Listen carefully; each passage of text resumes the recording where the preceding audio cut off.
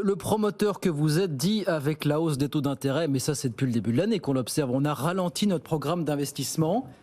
Ça devient plus difficile de négocier un marché de travaux, ça devient plus difficile de négocier avec les entreprises du bâtiment. Qu'est-ce qui est devenu plus difficile finalement depuis quelques mois? Oui, il y a plusieurs phénomènes. Il y a le coût de construction. Ont augmenté plus vite que l'inflation générale, pas si l'inflation est 6 ou 7%, mais nous, l'augmentation des coûts de travaux, c'est plutôt 8-10%.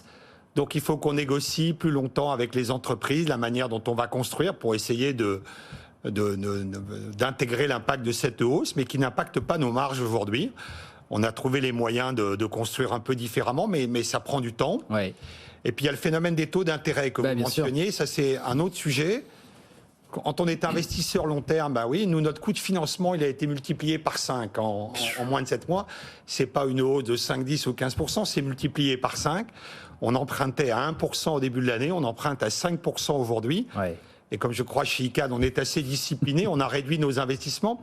Et puis alors sur notre métier de promoteur, ça impacte nos clients, notamment les particuliers, puisque vous le savez probablement, le coût des crédits immobiliers aux particuliers a lui aussi augmenté. Bien sûr, bien sûr. Mais là, ça a une conséquence un peu contre-intuitive, c'est que ça amène nos clients à un peu anticiper et à acheter plus vite qu'ils n'avaient imaginé. C'est ce que vous disiez déjà il y a quelques mois, mais c'est toujours le cas finalement. Vous dites dans un premier temps, ça profite finalement au secteur. Oui, mais c'est assez intéressant parce qu'on était les crédits immobiliers aux particuliers 1% un peu en début d'année, 2% aujourd'hui, et le pronostic c'est que ce sera 3% en début d'année 2023.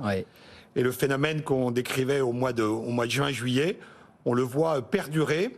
Avec un phénomène également intéressant, c'est que pour compenser cette hausse des crédits hypothécaires, les clients particuliers doivent mettre plus d'apports personnels. C'est ça.